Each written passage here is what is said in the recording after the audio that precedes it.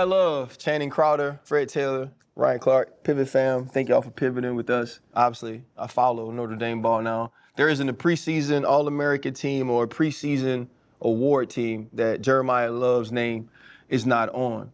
For you, what's the difference in entering this season as opposed to last? I would say this season, I got a bit of more of a name than I did last season. Obviously people know who I am. People probably gonna be, just targeting me in a kind of a way. But my mindset going into this season is to, just work way harder than I did last season. Because I put in a lot of work, last off season to make sure that, I could, make a name for myself. But now a name has been made and I got to maintain that and elevate. So going into this season, I'm just thinking of trying to block out all the noise. I ain't trying to see y'all like the preseason All-American stuff, Heisman talk. Like I hear it, but like I ain't focused on it. I'm focused on being a better version of myself, and whatever I gotta do to achieve that, I'm gonna do, no matter what I gotta sacrifice.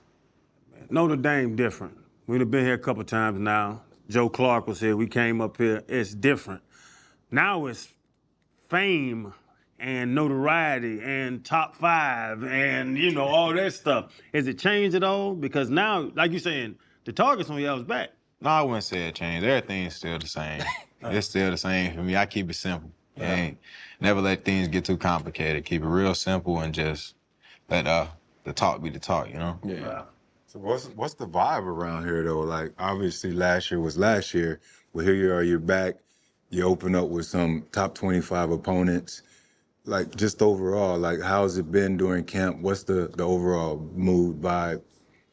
The vibe is to, have another great season. We want to, elevate from last season.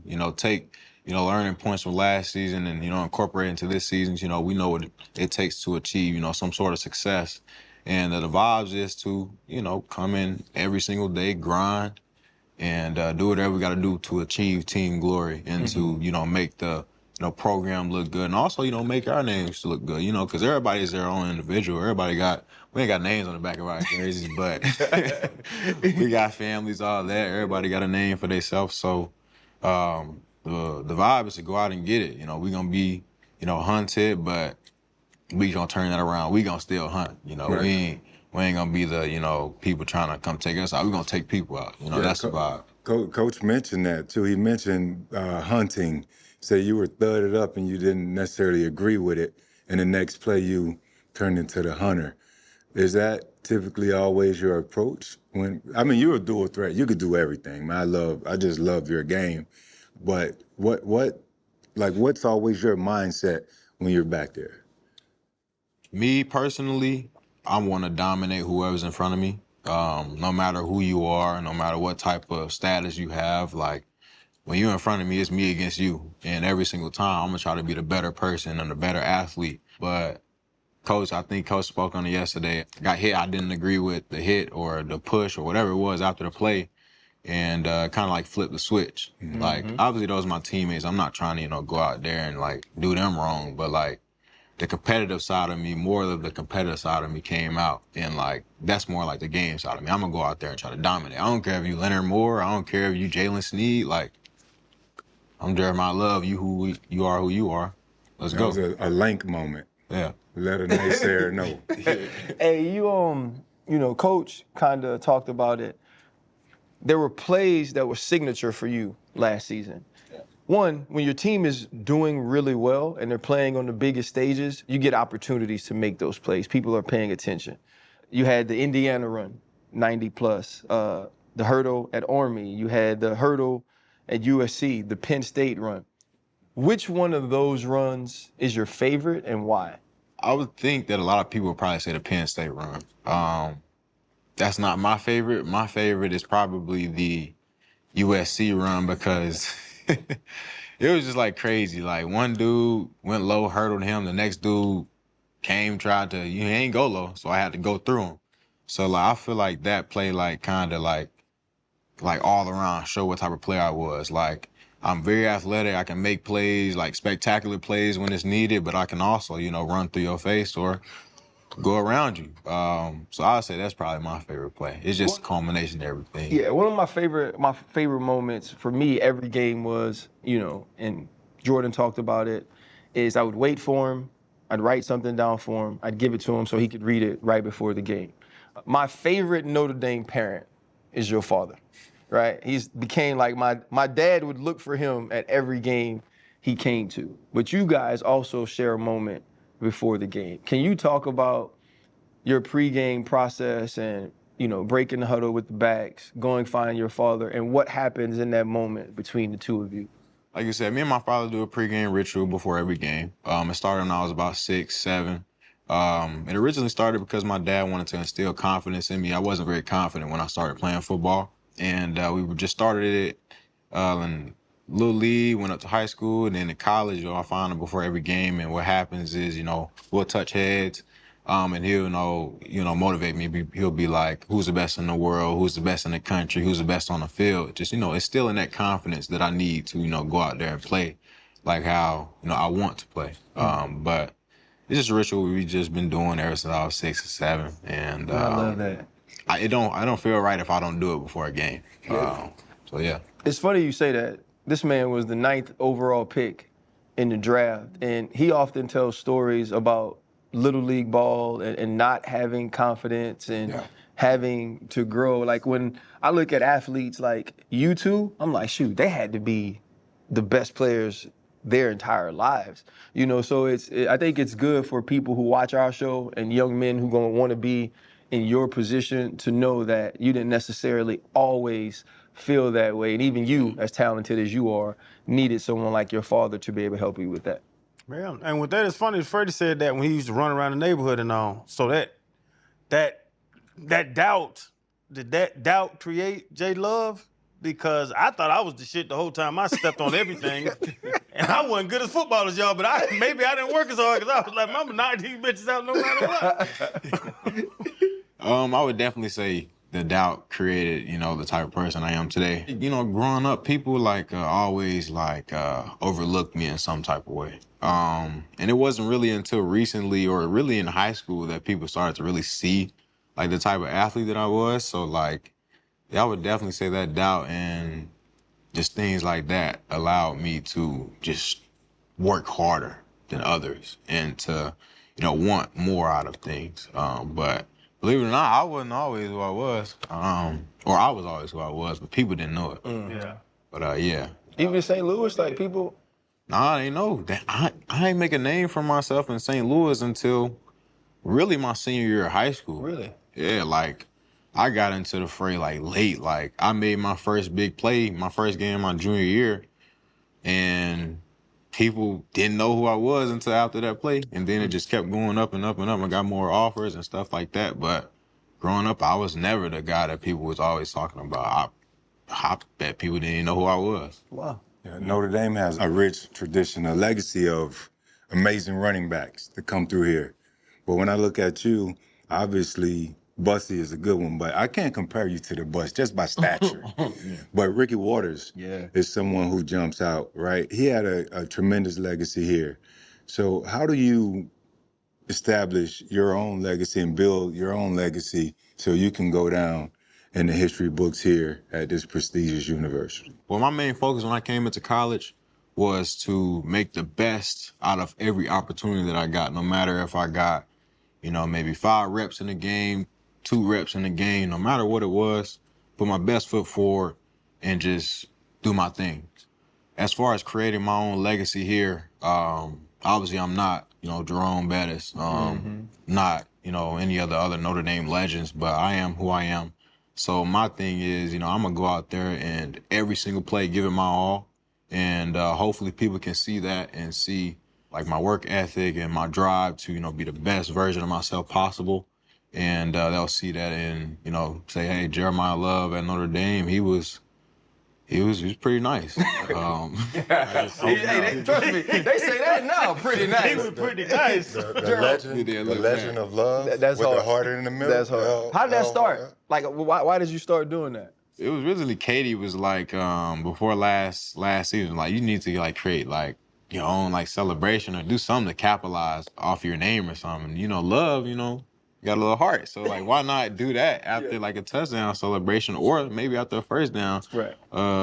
And just try to make something that people will love. Right. No pun Hey, intended. they love, man. When we talk to Coach Freeman about you, you can see that he lights up, and he never really spoke about the athletic ability, right? He talked about the toughness, the competitive edge, the drive.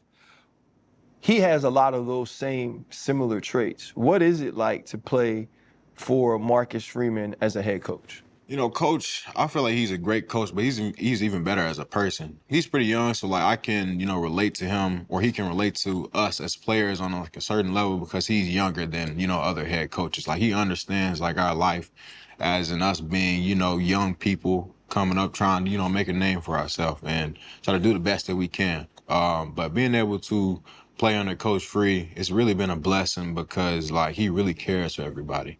He's not just a head coach. He's not just in the shadows. Like he's very involved with every single player on this team. Man, I wouldn't rather be, coached by anybody else. Coach Free, I've gotten to know him a little bit more off the field. We took a trip to New York, and we took a trip to California when we were at the EA shoot for the cover. And we played some cards and just got to talk it up with him. Yeah. He beat me bad in cards. I wasn't very good, but like, I got to, know him more as a person. And as I got to know him, it was just like, dang, he's pretty cool. He ain't just your average head coach. He's a normal person too, outside of football, but it's really a blessing being coached by him. That's for awesome, sure. man. See, he ever snap? He be calm as hell on the sideline. I be hot about how calm he be sometimes. He snap every day. He snap every day.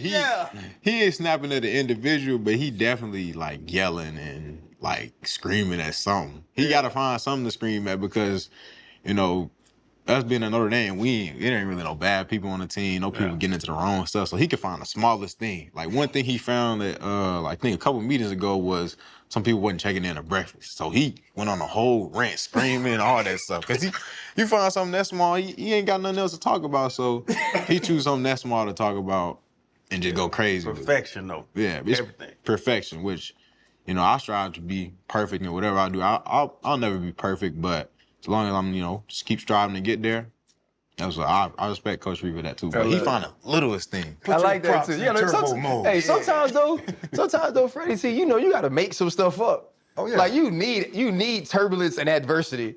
You know what I mean? So every now and then you got to just, you know what? Today I'm gonna fuss about this. Yeah. Yeah. Hey, you know what I mean? He Keep be you on your toes. predetermined in it. Yeah, Predetermined. I love that. I Keep think on the great toes. coaches have that sense of, mind strategy and how they want to see how their team is going to respond. Just catch you guys off guard and see how you react. So you can build a great program that way. Yeah, he definitely doing a good job too. I was in obviously I was at every game last year. I was at A&M. Yeah. Right? And I remember being in that second half, how rowdy that crowd was and the way y'all boys responded. And then you have Northern Illinois. And then you guys go on the run. So I got to watch that season unfold. Y'all don't get to have a slip up early in the season. The way this schedule is set up, it's set up for a team that was the national runner-up, a team that was in the national championship.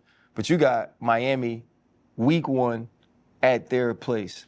When you think about that game and how this team needs to start, what is your focus going into that week?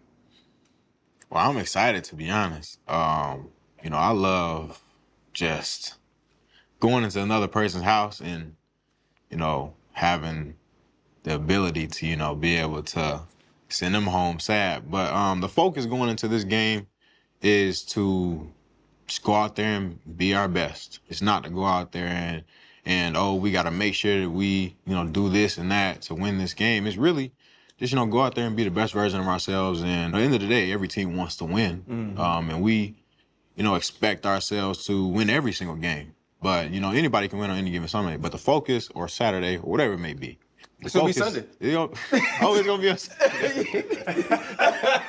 It's going to be on Sunday. But the focus is to go out there and be the best version of ourselves. It's not really like any animosity towards that team, whatever. We just want to be the best version of Notre Dame. And hopefully that, takes the form of the greatest thing it can be. Fellas, you think the Catholics versus convict shirts gonna come off of this? Or I live in Miami. They ain't gonna be there. Now the shirts ain't gonna come out. Listen, there people, there's some ignorant fans down there, brothers. Yeah, Yes. it will be. But that's just what, the U, they feel like the U was back. Because it had been some time for them. They hadn't celebrated in a while. So that was big for them. Now they're ranked, coming in to start the season. Got a great opponent coming down to their territory. So there's going to be some hostility in the stadium, different than the Orange Bowl when Penn State pulled up. I was at that game. Yeah. But this one will be different. But I'm sure you guys will be prepared and ready for that environment. And, the chips going to fall how they fall. Yeah. My last question and our last question, we know you gotta get to meetings, is you say you don't pay attention to all of the preseason stuff, right? The list or the awards and all those different things. We've sat with Bijan Robinson already this year. We've sat with, other running backs in the league in training camp, and they all talk about goals. Brian Thomas Jr., who's in Jacksonville, he talked about his goals. What are your goals individually, team-wise, headed into the 2025 season?